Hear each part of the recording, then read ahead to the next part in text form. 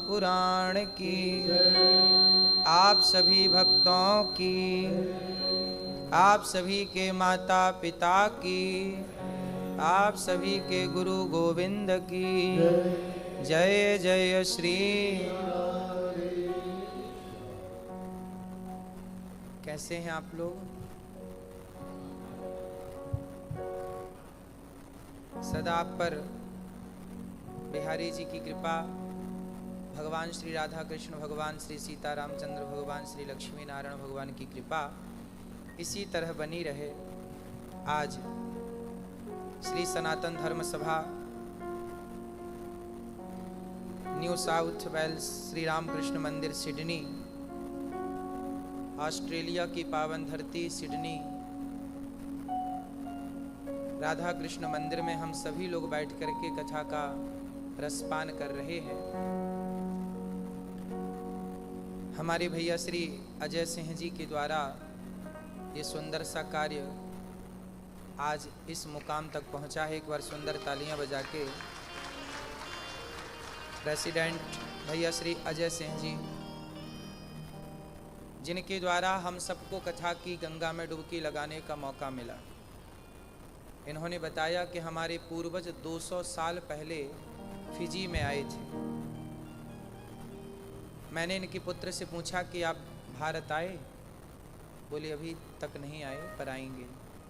और भैया अजय भी आज तक भारत नहीं आए, पर भारत के संस्कार इनके हृदय में हैं। और देखिए, इनके पूर्वज 200 साल पहले आए, पर 200 साल से लेके आज तक इन्होंने अपने घर में और अपने हृदय में सनातन का दिया जलाए रखा है। और उसी की ताकत देखिए कि आज इनके कारण हम सबको भागवत जी की कथा सुनने को मिलती है। मुझे बड़ा गर्व है कि आप भारत के लोग कहीं भी हैं दुनिया के किसी भी कोने में, पर आप लोगों ने सनातन संस्कृति को बचाए रखा है। देखिए, इतने बड़े बड़े मंदिर और इतनी बड़ी बड़ी सेवा पूजा आराधना यहाँ देखने को मिल रही है, मतलब आपने सब सनातन संस्कृति को जीवित रखा है। और मुझे विश्वास है कि जब तक आप जैसी सोच वाले लोग इस धरती पर रहेंगे, सनातन धर्म का बाल भी बांका नहीं कोई कर सकता। खेल है पूरा विचारधारा का। सिडनी की ये पावन धरती, पंडित श्री विघ्नेश शिवा सुब्रमण्यम जी, पंडित श्री विक्रम शास्त्री जी, पंडित श्री के.पी. शर्मा जी, वेंकटेश रमण शास्त्री जी, शिवा श्रीनिवास जी, श्रीनिवासन जी, और जनरल सेक्रेटरी सुशील कुमार जी, ट्रेसरा प्रदीप कुमार जी, आयोजक सभी परिवारों को राधे राधे, जय श्रीमन नारायण। आप लोग बड़े भाग्यशाली हैं कि आपको भगवान ने सनातन संस्कृति के लिए चुना है। आप तो देखो ऑस्ट्रेलिया में रहते हो, दुनिया के कोने कोने में आप लोगों का जाना आना होगा, दुनिया के कोने कोने के लोग आपको मिलते जुलते होंगे। पर जब मैं सभी से मिला और सभी से मिलकर के जब निष्कर्ष तक पहुंचा, तो पता लगा कि हमारी सनातन संस्कृति ही सबसे उत्तम है, श्रेष्ठ है। हमारे यहाँ हमारे पूर्वजों ने सनातन को एक अच्छा प्लान दे के रखा है। मैं उसके बारे में बात करूंगा आगे। पहले आप सबको ये बताऊं कि आप यहाँ कथा सुन रहे हैं और भारतवासी भी भारत में कथा सुन रहे हैं। कथा की गंगा में डुबकी हम सब लगा ही रहे हैं। भागवत जी आप सुनने जा रहे हैं। अभी जैसे था ना भैया सिस्टम, वैसे ही रखो, अभी जैसे था। भागवत जी में 18,000 श्लोक हैं। आवाज आ रही है पीछे? क्लियर है साउंड? भागवत जी आप सुनने आज आए हैं और भागवत जी की हम चर्चा करेंगे। भागवत जी 18,000 श्लोकों का ग्रंथ है। भागवत जी किसने सुनाई, किसको सुनाई, क्यों सुनाई, कुछ आप जानते होंगे, कुछ आपकी जानकारी को बढ़ाएंगे, और वही है कथा। एक्चुअली कथा किसे कहते हैं? हमारी होती है व्यथा, आपकी होती है व्यथा, लेकिन जब हमारी और आपकी व्यथा को भगवान सुन लेते हैं तो हमारी और आपकी व्यथा ही बन जाती है कथा। ध्रुव और प्रहलाद, ध्रुव जी ने क्या किया, इसको बंद कर,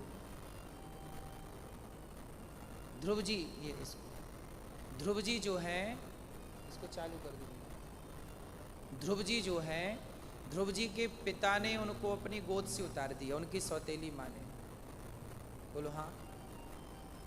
ध्रुव जी के माँ ने उनको गोद से उतार दिया। भैया अभी पहले जैसे थे ना वैसे ही करो, छेड़खानी बिल्कुल नहीं जाए, ठीक है। स्लो। ध्रुव जी की माँ ने उनको गोद से नीचे गिरा दिया, पिता की गोद में बैठने गए, ठीक है। तो ध्रुव जी हो गए व्यथित। ध्रुव जी की व्यथा क्या थी कि उनके पिता ने उनको अपनी गोद से गिरा दिया। लेकिन जब ध्रुव जी की व्यथा को भगवान ने सुना तो ध्रुव जी की व्यथा ही बन गई संसार के लिए कथा, हो गई।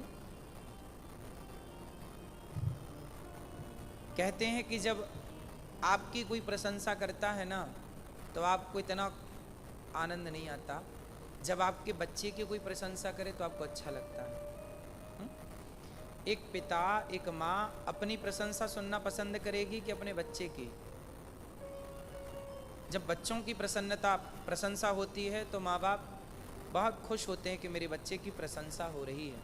ऐसे ही जब भगवान की कोई कथा सुनाता है तो भगवान इतने प्रसन्न नहीं होते, पर जब कोई भगवान के भक्त की कथा सुनाता है तो भगवान बहुत प्रसन्न होते हैं कि ये मेरे भक्त की कथा सुना रहा। इसलिए भागवत में किसकी कथा है? भगवान की कथा है कम और भगवान के भक्तों की कथा है ज़्यादा। दासानुदासो भवितास्मि भूया, भगवान की कथा भक्तों से ही तो है। अब आप सुनते हैं भागवत जी, भागवत में 18,000 श्लोक हैं, 335 अध्याय हैं, 12 स्कंध हैं। भागवत सबसे पहले किसने किसको सुनाई? आपको पता है भागवत जी किसने किसको सुनाई? सबसे पहले भागवत जी भगवान श्रीमन नारायण ने, भगवान नारायण ने सबसे पहले भागवत ब्रह्मा जी को सुनाई। किसको सुनाई? ब्रह्मा जी को। फिर ब्रह्मा जी ने अपने पुत्र देवर्षि नारद जी को सुनाई।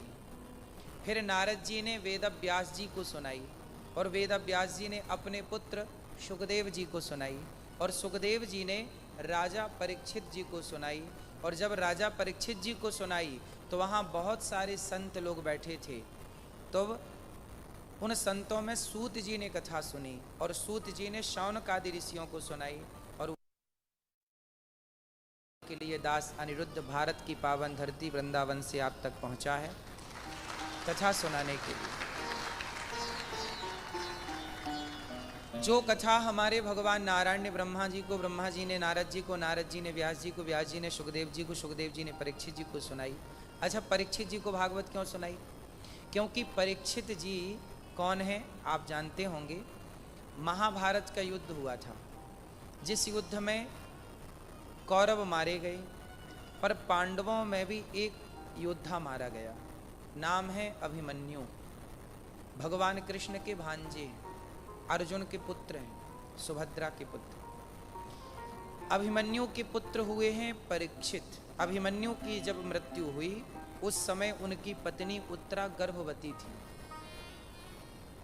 और उस समय उत्तरा अनाथ सी हो गई कि मेरे पति की मृत्यु हो गई, अब मैं क्या करूं? तब भगवान कृष्ण ने कहा, उत्तरा तुम धैर्य रखो, जो तुम्हारे पेट में तुम्हारा बच्चा है वो तुम्हारे कुल का कल्याण करेगा। ठीक है, शांति बना के रखी। उत्तरा के गर्भ से जो बालक प्रकट हुआ उन्हीं का नाम पड़ा परीक्षित। पर परीक्षित जी से एक दिन गलती हो गई। क्या गलती हो गई? परीक्षित जी एक दिन जंगल गए, रास्ता भटक गए और रास्ता भटकने के बाद उन्हें प्यास लगी। पानी पीने के लिए वो यहाँ वहाँ भागने लगे। एक संत की कुटिया नजर आई। वहाँ पर एक संत तपस्या में बैठे थे, नाम था समीक ऋषि। राजा परीक्षित जी से गलती क्या हुई कि राजा परीक्षित जी ने कलयुग को रहने की कुछ जगह दे दी। देखो हमारे भारत में क्या हुआ, हमारे राजाओं ने अंग्रेजों को, मुगलों को रहने की कुछ जगह दी, तो वो थोड़ी सी जगह दी, उसके बाद तो फिर उन्होंने खेल ही कर दिया। ऐसे राजा परीक्षित जी ने कलयुग को रहने की थोड़ी सी जगह दी, पर कलयुग ने खेल कर लिया। कलयुग को रहने की 4 जगह दी परीक्षित जी ने। कहाँ कहाँ? द्यूतम पानम स्त्रियः सूना यत्रा धर्मश्चतुर्विधा। कलयुग कहाँ रहता है? कलयुग को रहने के 4 कमरे बनवाए परीक्षित जी ने। द्यूतम पानम स्त्रियः सूना। कलयुग का पहला ठिकाना है जुआ, द्यूतम। आप लोग जुआ खेलते हैं मोबाइल पे? आज के लड़के, आज के लोग मोबाइल पे ही जुए का ऐप डाउनलोड कर लेते हैं और जुआ खेलते हैं। जहां जुआ है वहां कलयुग। याद रखिएगा, कलयुग कहाँ रहता है? जहां पर जुआ है। इसलिए हमारे ऋषि मुनि पूर्वज कह गए हैं, भैया जुआ ना खेलना, जो जुआ खेलेगा उसका सर्वनाश होगा। कौरवों ने जुआ खेला, फायदा हुआ नुकसान हुआ? कौरवों ने जुआ खेला, सर्वनाश हो गया। पांडवों ने जुआ खेला, 12 साल का वनवास हो गया। किसके चक्कर में? जुआ। जुआ चाहे ताश वाला हो या मोबाइल वाला हो, है तो जुआ। तो द्यूतम, कलयुग का पहला ठिकाना क्या है? जुआ। दूसरा ठिकाना क्या है? पानम, शराब। आप लोग पीते तो नहीं है शराब? शराब नहीं पीते। कितनी अच्छी बात है ना कि आप शराबियों के देश में आकर भी आप शराब नहीं पीते।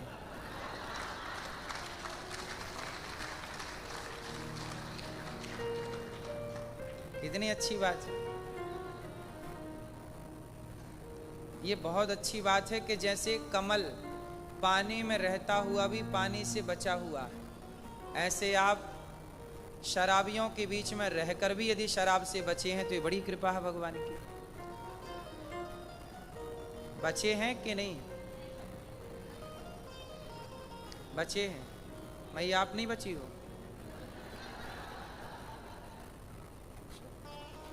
पानम, पानम बोले तो शराब। शराब पीना अच्छा है कि बुरा है? अच्छा देखो ना, अच्छा होता शराब पीना तो जो फ्लाइट उड़ाने वाले हमारे जो हैं उनको मना किया जाता है कि आप शराब पी के फ्लाइट मत उड़ाइए। यहाँ तक कि ऑस्ट्रेलिया में भी शराब पी के गाड़ी चलाना मना है, ड्राइविंग करना। यदि शराब अच्छी होती तो शराब पी के गाड़ी चलाने में बुराई क्या है? फिर चलाओ। फिर फ्लाइट उड़ाने वाला जो बंदा है वो शराब पी के है, तो फ्लाइट उड़ाने वाले जो होते हैं उनका चेकअप होता है कि आपने शराब पी रखी है कि नहीं पी रखी। बोलो हाँ कि ना। इसका मतलब ये हुआ कि शराब पीना यदि सही होता तो फ्लाइट उड़ाने वाले को भी पिला के उड़वाते, चल भैया अब पी, खूब मन लगा कि अब उड़ा, और शराब पिला के फिर तुम गाड़ी चलाते।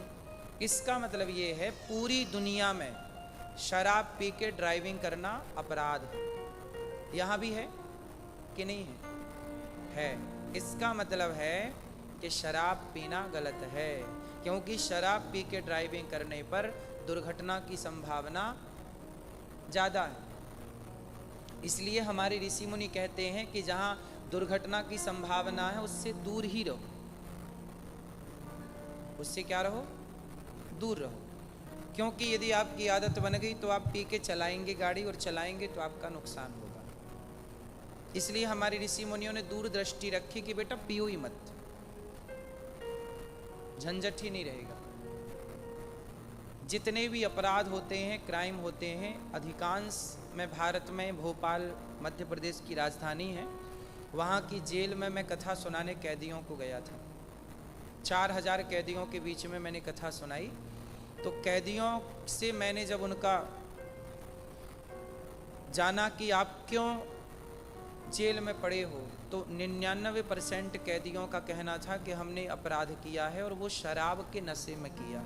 किसी ने बाप को मार दिया शराब के नशे में, किसी ने माँ को मार दिया, किसी ने पत्नी को मार दिया। 99% अपराध बलात्कार के हों या किसी भी, वो शराब के नशे में हुए। आप सहमत हैं इस बात से? इसलिए कलयुग रहता है शराब में। जहाँ कलयुग वहाँ कलह, वहाँ नाश। तो शराब से बचिएगा। द्यूतम जुआ, पानम शराब, स्त्रिया। तीसरा स्थान कलयुग का क्या है? स्त्री। कौन सी स्त्री? पर स्त्री। कौन सी स्त्री कलयुग है? पर स्त्री। पर स्त्री समझते हैं? पराई औरत। पर स्त्री पैनी छुरी, पर नारी पैनी छुरी, तीन तरफ से खाए, धन हरे यौवन हरे और घोर नरक ले जाए। पराई स्त्री, पर नारी पैनी छुरी, पराई स्त्री छुरी है, तीन तरफ से खाती है, धन हरती है, यौवन हरती है और घोर नरक ले जाती है। रावण पड़ा पराई स्त्री के चक्कर में, सर्वनाश हुआ। एक रावण ने ही दृष्टि डाली पराई स्त्री पर, लेकिन रावण का बेटा 1 लाख बेटे। रावण के कितने बेटे हैं? कितनी संतान है रावण की?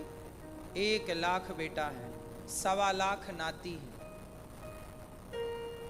एक रावण की गलती से 1 लाख बेटों को मरना पड़ा, 1.25 लाख नातियों को मरना पड़ा। रावण जब मरा तो उसके वंश इतना बड़ा था, पर कोई चिता पे आग लगाने वाला नहीं बचा। क्यों? पराई स्त्री के चक्कर में। ये उदाहरण है समाज के लिए, सीख है कि रावण जैसों की लंका जल गई पराई स्त्री के चक्कर में, तो तेरा क्या होगा रे कालिया।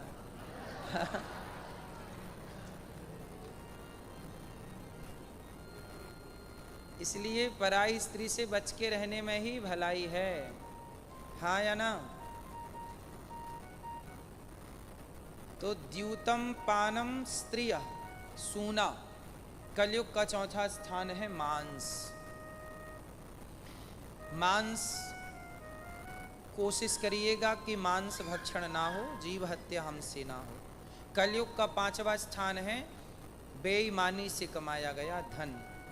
राजा परीक्षित जी के सिर पर जो मुकुट थी, वो मुकुट जरासंध की थी। जरासंध की मुकुट पहने थे तो कलयुग राजा परीक्षित जी के सिर पर चढ़ गया और राजा परीक्षित जी की बुद्धि कर दी भ्रष्ट। और राजा परीक्षित जी ने एक संत का कर दिया अपमान, और जब अपमान किया समीक ऋषि के गले में मरा हुआ सांप डाल दिया। तब समीक जी के पुत्र महर्षि श्रृंगी ऋषि ने उन्हें श्राप दे दिया, इति लंघित मर्यादम तक्षकः सप्तमे हनि। राजन, तुमने एक संत का अपमान किया है, जाओ मैं तुम्हें श्राप देता हूँ कि तुमने मेरे पिता के गले में मरा हुआ सांप डाला है, तो तुम्हारी मृत्यु भी सर्प के डसने से ही होगी। राजा परीक्षित जी को 7 दिन में मरने का क्या लग गया? श्राप। अब राजा परीक्षित जी ने मुकुट उतारी घर में जाकर। उन्हें लगा कि मैंने तो बड़ा अपमान कर दिया संत का, मुझे दंड मिलना चाहिए। तब तक समीक जी के शिष्य ने आकर कहा, राजा परीक्षित, आपको श्राप लग चुका है 7 दिन में मरने का, अब आप अपना कल्याण का कोई साधन कर लो। राजा परीक्षित जी ने पुत्र जन्मेजय को राजा बनाया और शुकताल चले गए, और वहाँ पर शुकदेव जी आए।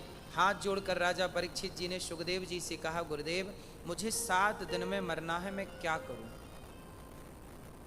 तब सुखदेव जी ने कहा, चिंता ना करो राजन, 7 दिन बाकी अभी है, बहुत है 7 दिन। हम सबका जीवन है थोड़ा और यात्रा है बड़ी लंबी, बहुत थोड़े समय में लंबी यात्रा तय करनी है। परीक्षित जी ने कहा, मुझे श्राप लग चुका है, मैं क्या करूं? तब सुखदेव जी ने उस श्राप से मुक्त करने के लिए सुखदेव जी ने परीक्षित जी को भागवत सुनवाई। हमने जाने अनजाने में कोई पाप किया हो, हमसे कोई गलती हुई हो, कोई पाप हुआ हो, तो क्या करें? इस धरती पे ऐसा कोई नहीं है जिससे कोई ना कोई पाप ना हुआ हो। आप में से ऐसा कोई है जिसने कभी कोई पाप ना किया हो? है कोई ऐसा? हम सबने कोई ना कोई पाप तो किया ही है। कुछ पाप जाने में होते हैं, कुछ अनजाने में होते हैं, हाँ या ना? जाने अनजाने में पाप सब करते हैं। अब क्या करें? पाप तो हो गए, अब क्या करें? बोले राजा परीक्षित जी से भी तो संत का अपमान हो गया, अब हो ही गया, अब तो हो गया, अब क्या करें? अब गलती मान रहे हैं कि भैया गलती हो गई, संत का तिरस्कार हो गया, अब हो गया, अब उसके लिए बताओ अब क्या करें? तब कहा कि व्यक्ति कोई भी पाप करता हो, ये मानवः पाप कृतस्तु सर्वदा सदा दुराचार रता विमार्ग गाहा क्रोधाग्निदग्धः कुटिलाश्च कामिनः सप्ताह यज्ञेन कलौ पुनन्ति ते। कितना भी बड़ा पापी क्यों ना हो, जो भागवत सुन लेता है, भागवत जी उसे पाप से मुक्त कर दिया करती हैं। इसलिए एक ही अब उद्देश्य है भागवत सुनना। तो राजा परीक्षित जी ने कहा गुरुदेव मुझे भागवत सुना के मुझे जो श्राप से मुक्त कर दीजिए। यही है मुक्ति। जीवन में एक बार भागवत जरूर सुनना चाहिए। हर प्राणी को भागवत सुनना चाहिए। भागवत से ही व्यक्ति की सद्गति होती है। भागवत जी गीता में भगवान कहते हैं सर्वधर्मान परित्यज्य मामेकं शरणं व्रज अहम त्वा सर्व पापेभ्यो मोक्षयिष्यामि मा शुचः सन्मुख हों ही जीव मोहि जवहीं जन्म कोटि अघनासहि तवहीं। अच्छा एक बात बताओ, इस धरती पर कौन है जो आपको पाप से मुक्त करता हो? है कोई आपको पाप से मुक्त करने वाला? चलो मैंने माना कि कोई पाप किया है, अब मुझे पाप से मुक्त कौन कर सकता है? उत्तर दो, कौन कर सकता है? हमें पाप से मुक्त कोई देवता नहीं कर सकता।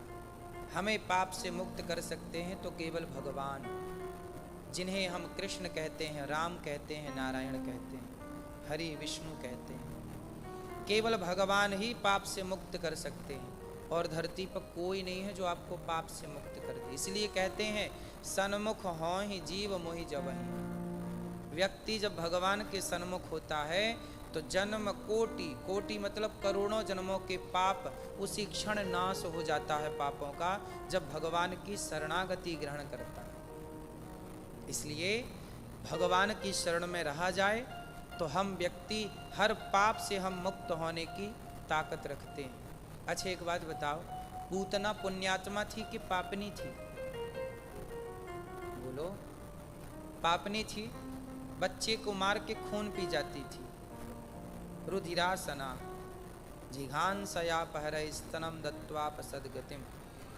ऐसी पूतना जो बच्चों को मार मार के खून पी जाती, पर वो पूतना जब श्री कृष्ण की शरण में आई तो उस पापनी पूतना को भी भगवान ने तार दिया। जो गति यशोदा की होती वही पूतना की कर दी। अजामिल पापी था कि पुण्यात्मा? अजामिल पापी था? पापी था, सारे पाप किए उसने, पर मरते समय उसके मुंह से धोखे से भगवान का नाम निकल गया। उसके बेटे का नाम था नारायण। मरते समय बुलाया अपने बेटे को, तो पार्षदों ने कहा कि बुला रहा। भगवान ने कहा देखो देखो कोई भक्त बुला रहा है। तो पार्षदों ने कहा प्रभु वो भक्त नहीं है, पापी है एक नंबर का, वो अपने बेटे को बुला रहा है। उसके बेटे का नाम था नारायण। नारायण। तो भगवान ने कहा उसका बेटा कितने साल का है? बोले 5 साल का। तो भगवान ने कहा उसके बेटे का नाम नारायण तो 5 साल से है, मेरा नाम नारायण तो अनादि काल से है। नाम भले बेटे का बुलाया हो पर लाओ उसको। उस पापी अजामिल को भी तार दिया। तो पाप से मुक्त करने की ताकत किसी की है तो केवल भगवान की है। इसलिए खूब भगवान का नाम जपो, खूब ध्यान करो भगवान का, और काम करो, खूब पैसे कमाओ। पैसे कमाओ, काम करो, पर काम करते हुए, पैसे कमाते हुए ये याद रखो कि हम भगवान के हैं। ये याद रखो कि भगवान हमारे हैं। पैसे कमाओ, पर ये ना समझो कि पैसा मेरा है, ये समझो कि ये पैसा हम व्यवस्था के लिए कमा रहे हैं, वरना हमारी संपत्ति तो भगवान है। मीरा जी यही तो कहती हैं, पायो जी मैंने राम रतन धन पायो। मेरा धन क्या है? भगवान का नाम। हम भगवान के नाम को ही धन मानते हैं। अब देखो, राजा परीक्षित जी ने कहा कि मुझे भागवत सुनवाइए।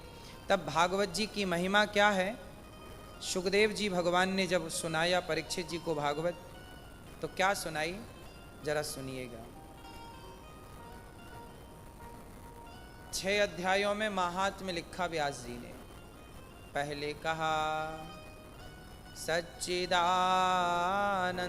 रूपाय विश्वोत्पत्त्यादि हेतवे तापत्रय विनाशाय श्रीकृष्णाय वयं नुमः।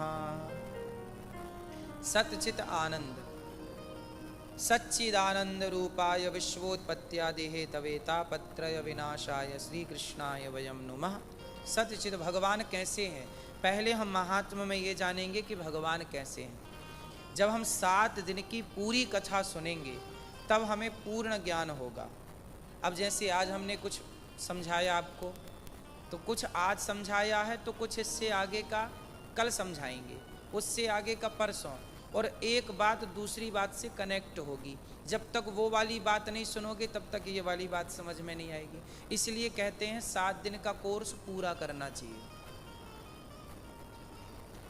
ठीक है।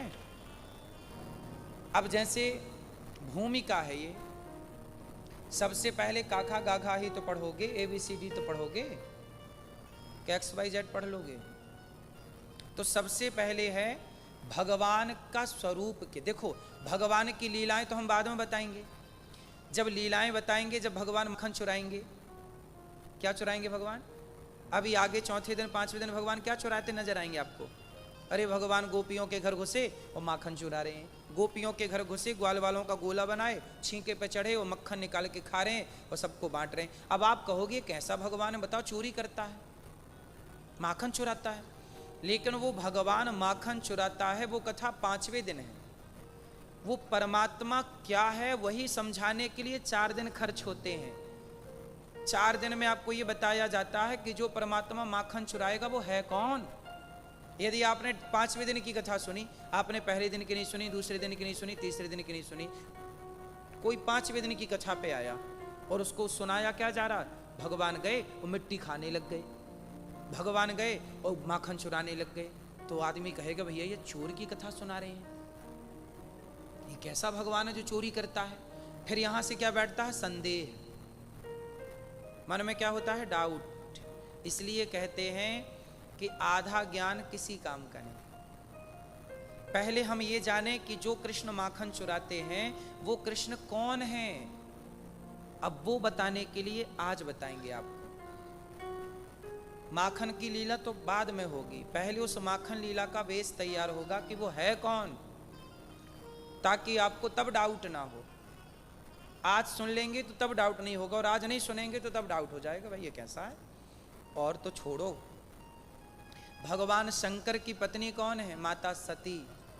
जब भगवान राम सीता के लिए रो रहे, सीता सीता, अब बताओ राम जी रो रहे हैं, मेरी सीता कहाँ गई, मेरी सीता कहाँ गई। जब रावण ले गया, जब रावण ले गया तो राम जी रो रहे, हे खग मृग हे मधुकर श्रेणी, तुम देखी सीता मृग नैनी।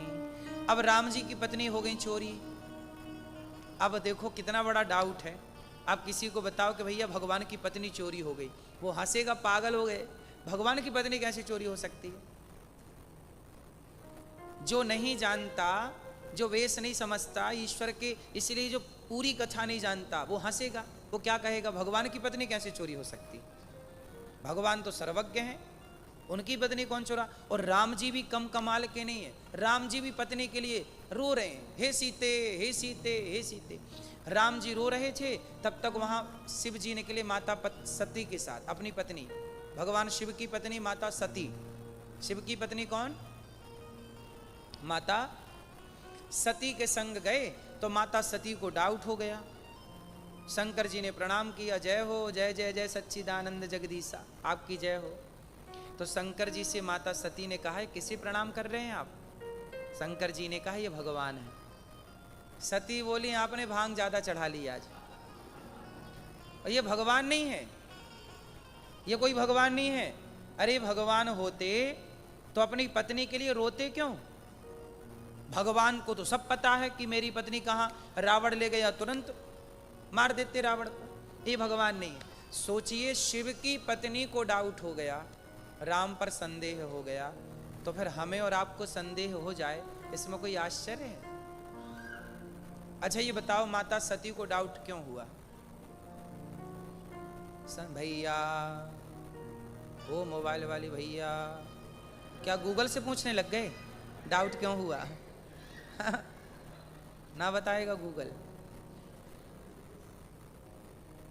मैया आप बताओ, मेरी माँ सती माता को संदेह क्यों हुआ राम पर? ये सवाल है, ये मैया बताएंगी। कत्थी मैया, बताओ मैया, भगवान पर माता सती को डाउट क्यों हुआ? लाल मैया, क्यों संदेह हुआ राम पर माता सती को? क्यों? क्योंकि शंकर जी माता सती को ले गए थे कथा सुनवाने। क्या सुनवाने? एक बार त्रेता युग माही, शंभु गए कुंभज ऋषि पाही, संग सती जग जननी भवानी, पूजे ऋषि अखिलेश्वर जानी। एक बार शंकर जी माता सती को लेकर कथा सुनवाने गए। अगस्त जी ने कथा सुनाई तो शंकर जी ने तो श्रद्धा से सुनी, पर माता सती ने कथा को श्रद्धा से नहीं सुना। जब सती माता ने कथा नहीं सुनी तो राम पर क्या हो गया? संदेह है। और शंकर जी ने कथा सुनी तो कोई संदेह नहीं। इसलिए जो लोग भगवान पर संदेह करते हैं तो संदेह खड़ा ही इसलिए होता है क्योंकि कथा नहीं सुनते। जो कथा सुनेगा उसके जीवन में कोई संदेह डाउट्स होंगे ही नहीं, क्लियर है सब कुछ। इसलिए कहते हैं कि कथा को कैसे श्रद्धावान लभते ज्ञानम, कथा को बड़ी श्रद्धा से सुनो। जब कथा श्रद्धा से सुनोगे तो सारे डाउट्स क्लियर होते चलेंगे, वरना डाउट तो माता सती के भी खड़े हैं। बाद में फिर क्लियर हुआ। कैसे क्लियर हुआ वो आगे की कथा में हम सुनाएंगे कि माता सती का संदेह पर कैसे मिटाया भगवान ने। इन्होंने परीक्षा ली थी राम जी की, वो कथा आगे हम सुनाएंगे। इसलिए हम आपको केवल ये बताना चाह रहे हैं कि देखो, भगवान की कथा पूरी सुनना है और लोगों को बताना है कि चलो सिडनी वासियों, चलो कथा में, कथा सुनो। अब हम आपको भूमिका तैयार करके देंगे कि भगवान कौन है, क्या है, क्यों आते हैं, क्या क्या करते हैं, कैसे कैसे लीला करते हैं। तो पहला स्वरूप जानो सच्चिदानंद रूपाय। पहले ये जानो कि भगवान का नाम क्या है। भगवान के नाम है 3, सत चित आनंद, सच्चिदानंद। भगवान का नाम है सच्चिदानंद घन, सत चित आनंद। अब ये बताओ कि सत्य क्या है, असत क्या है?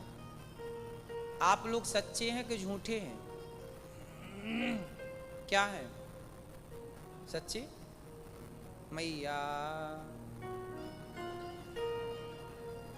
सच्ची हो मेरी माँ कि झूठी हो?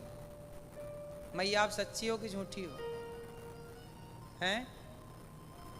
हम सब सच्चे हैं कि झूठे हैं? बोलो। इस धरती पर यदि सत्य कुछ है तो क्या है? ईश्वर सत्य है, सत्य ही शिव है, शिव ही सुंदर है। सत्यम शिवम सुंदरम, हो सत्यम शिवम सुंदरम। ईश्वर सत्य है, सत्य ही शिव है, शिव ही सुंदर है। सत्यम शिवम।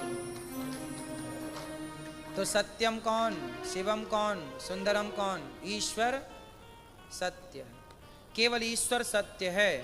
हम क्या हैं? परिवर्तनशील। हम क्या हैं?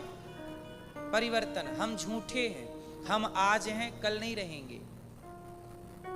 हम 10 साल पहले जैसे थे आज ऐसे नहीं हैं। और 10 साल आप पुरानी अपनी फोटो देख लीजिए, आप अपनी शादी की फोटो देख लीजिए, आप अपने बचपन की फोटो देख लीजिए, आप बदल चुके हैं। आप में रोज परिवर्तन हो रहा है, हाँ या ना?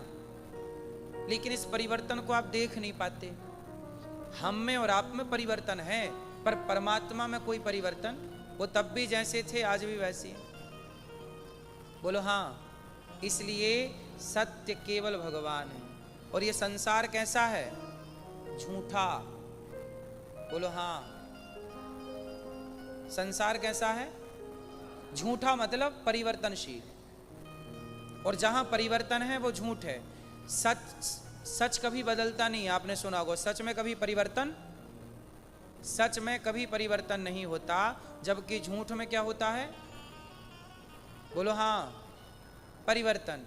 सच में परिवर्तन नहीं होता, झूठ में परिवर्तन होता है। इसलिए कहता हूं कि हम बदल रहे हैं, जमाना बदल रहा है, क्योंकि हम, जमाना सब झूठे, ईश्वर सत्य है। इसलिए केवल भगवान सच्चे भगवान है, तो भगवान में मन लगाया जाए, झूठे लोगों में ना मन लगाया जाए।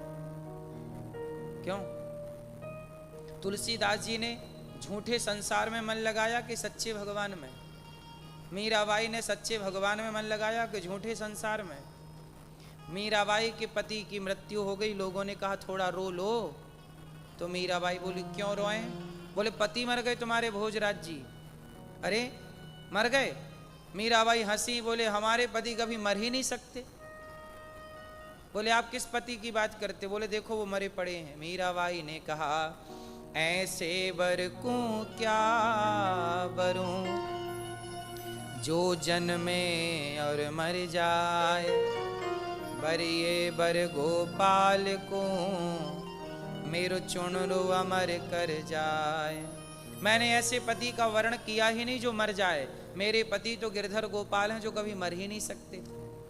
तो मीराबाई ने झूठे संसार से नाता रखा ही नहीं। यदि झूठे संसार में नाता रखती तो सिरोना पड़ता। आप लोग सबसे कहते हो ये मेरा है, ये मेरा है, ये मेरा, ठीक है भाई, लेकिन वो जिसको आप अपना कहते हैं वो आज तो आपका है, लेकिन वो सदा आपका नहीं रहेगा। आप कहते हो ये मेरी माँ है, पर माँ सदा तो ना रहेगी। वो माँ एक दिन आपको छोड़ के जाएगी। पिता आपका सदा ना रहेगा, पिता आपका छोड़ के जाएगा।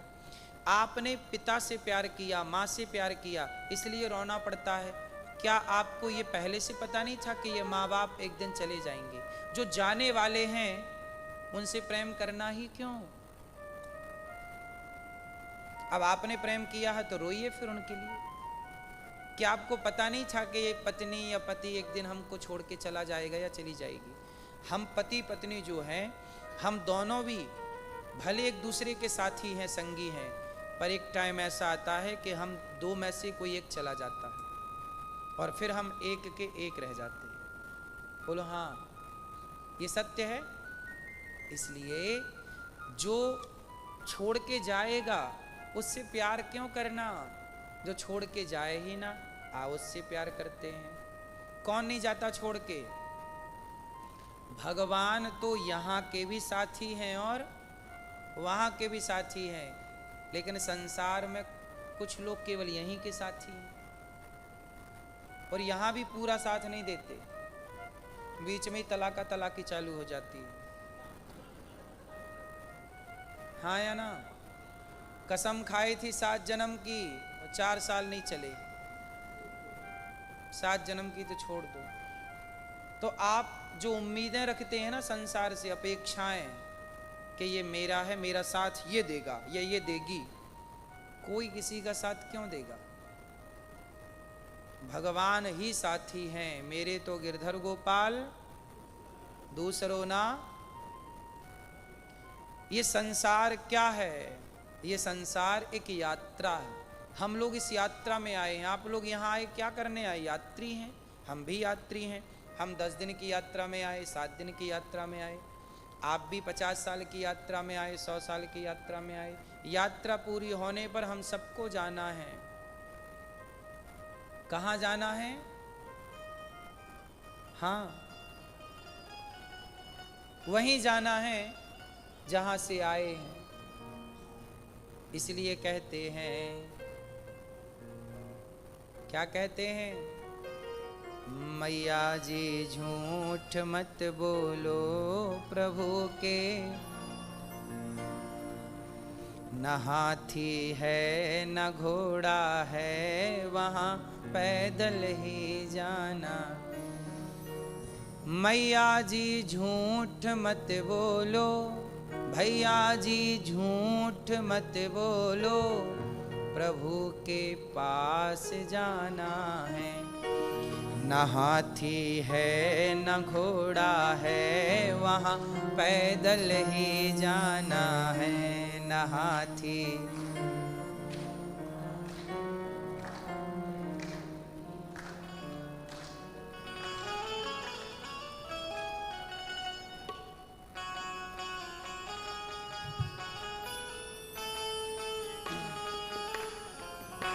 मैया जी झूठ मत बोलो, प्रभु के पास जाना है। मैया जी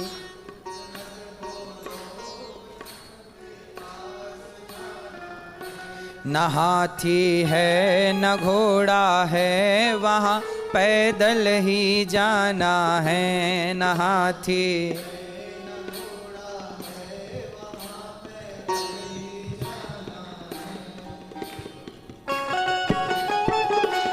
जय जय, तालियों की सेवा।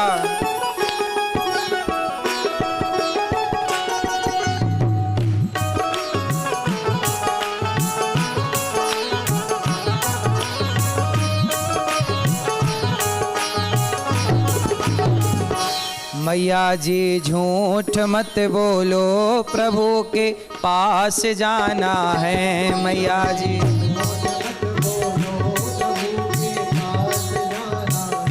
भैया जी झूठ मत बोलो, प्रभु के पास जाना है। भैया जी झूठ मत बोलो, प्रभु के पास जाना है। न हाथी है न घोड़ा है, न हाथी है न घोड़ा है, न हाथी है न घोड़ा है, वहाँ पैदल ही जाना है। न हाथी है न घोड़ा है।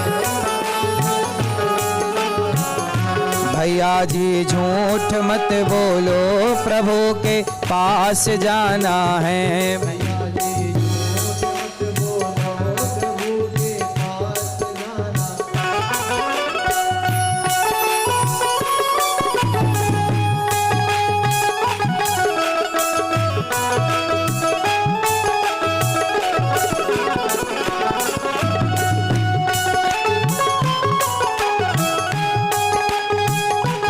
हरि बोल।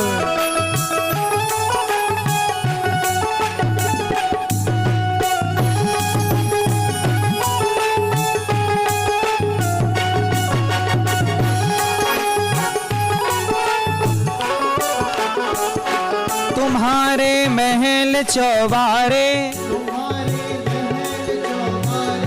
यहीं रह जाएंगे सारे। देखो, सारी जिंदगी हम कहते हैं कि ये हमारा और ये हमारा, पर क्या सत्य है? तुम्हारे महल चौबारे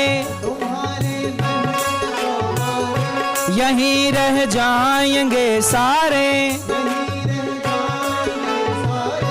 अकड़ किस बात की प्यारे, ये सर फिर भी झुकाना है। अकड़ किस बात की प्यारे,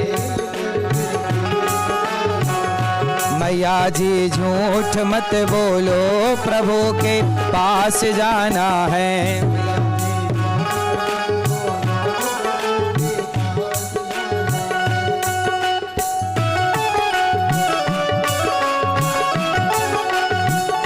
हरि बोल।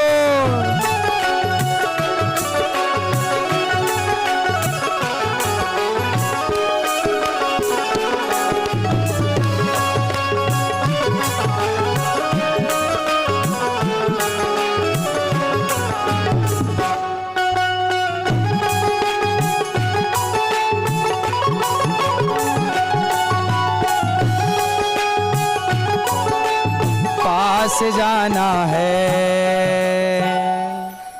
तो बात समझ में आई?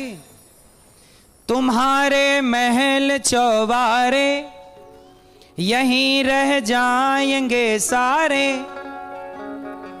अकड़ किस बात की प्यारे, ये सर फिर भी झुकाना है। ज्यादा घमंड में कोई ना रहे कि ये हमारे हैं, ये हमारे हैं। तुम्हारे काम आएंगे नहीं।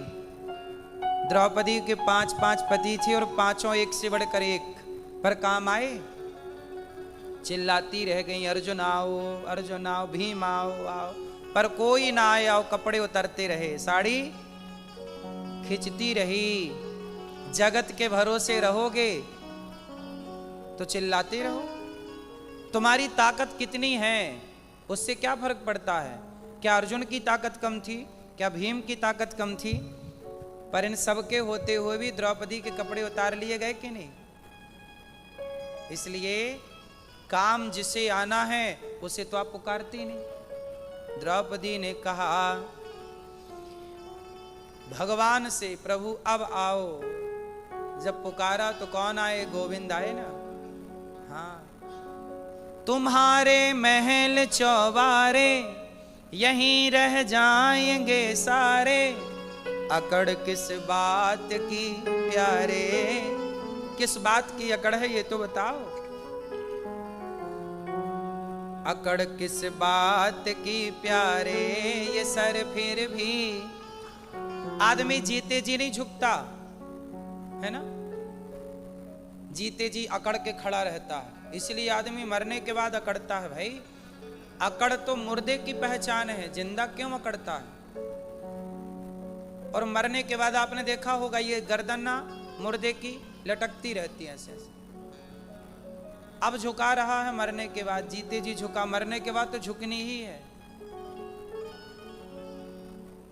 भला की जय भला होगा, बुरा की जय बुरा होगा,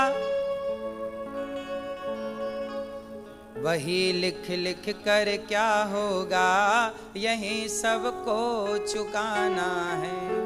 मैया जी झूठ मत बोलो, प्रभु के। तो चलो बताओ आपका कौन? मेरे तो गिरधर गोपाल, दूसरों ना। भगवान के सिवा आपका कोई ना हो।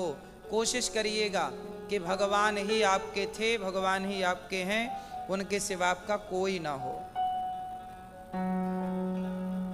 इसलिए भगवान ही सत्य हैं, हम सत्य नहीं। सत चित प्रकाश। अच्छा ये बताओ भगवान कहाँ रहते हैं? आप बताओ मैया, बताओ भगवान कहाँ रहते हैं? हैं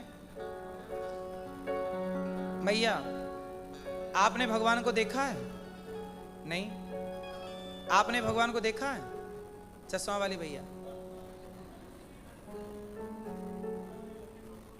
आपने भगवान को देखा? लाल मैया, नहीं।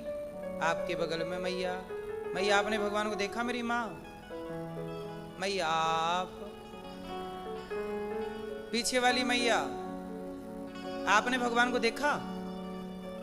हाँ, नहीं देखा। बहुत लोग कहते हैं कि हमने भगवान को नहीं देखा। कुछ लोग कहते हैं हमने भगवान को देखा, कुछ लोग कहते हैं भगवान यहाँ हैं।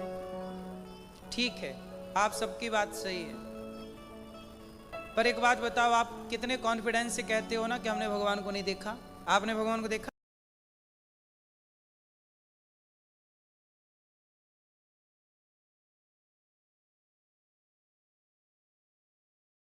पांडवों को, ये लड़ाई नहीं होगी। पर दुर्योधन वह भी दे न सका, आशीष समाज का ले न सका। उल्टे हरि को बांधने चला, जो था असाध्य साधने चला। जब नाश मनुज पर छाता है, पहले विवेक मर जाता है।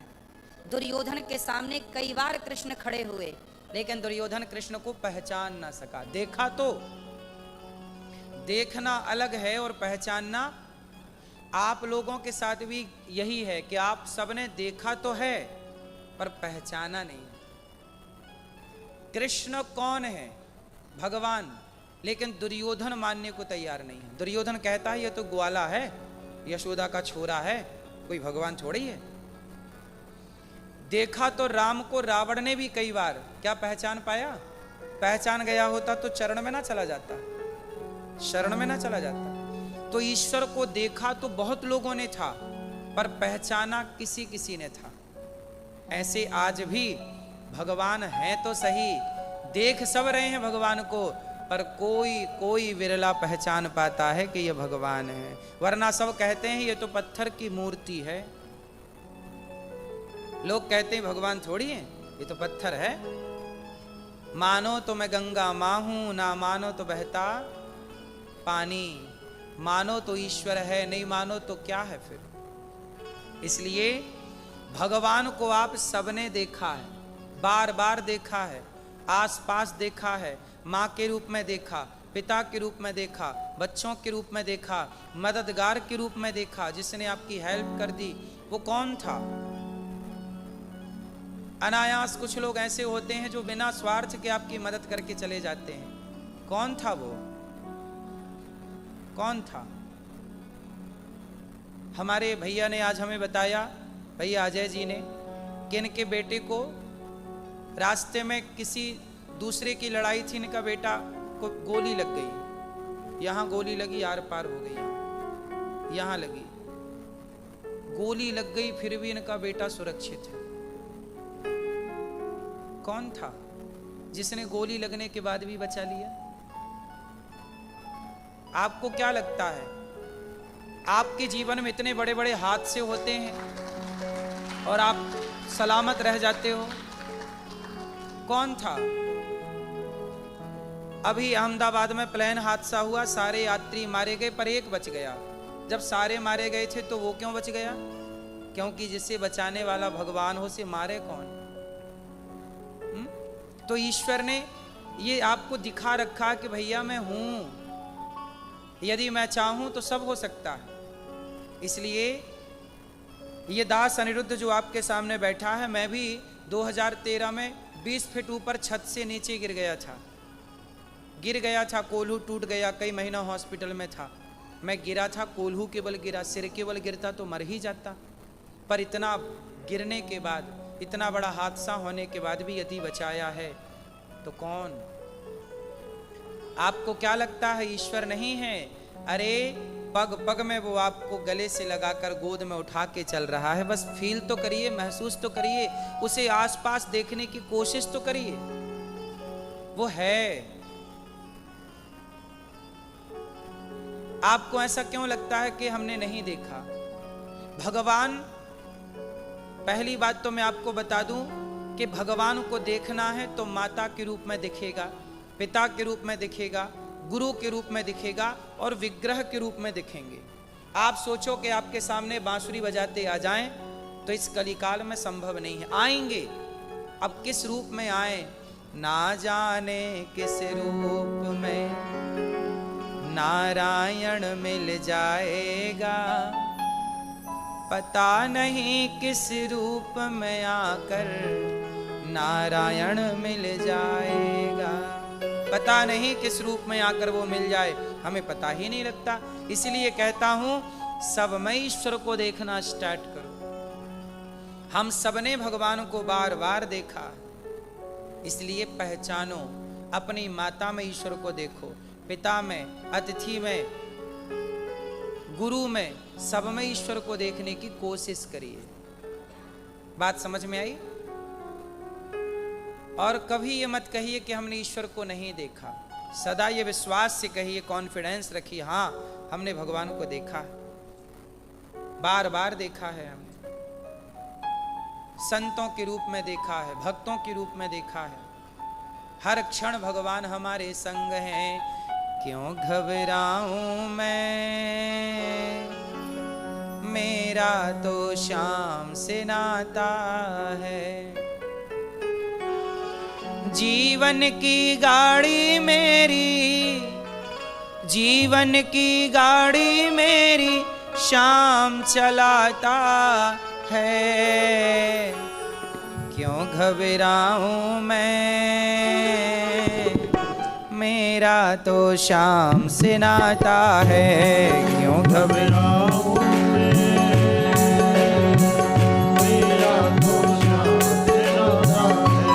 क्यों घबराऊं मैं, मेरा तो श्याम से नाता है।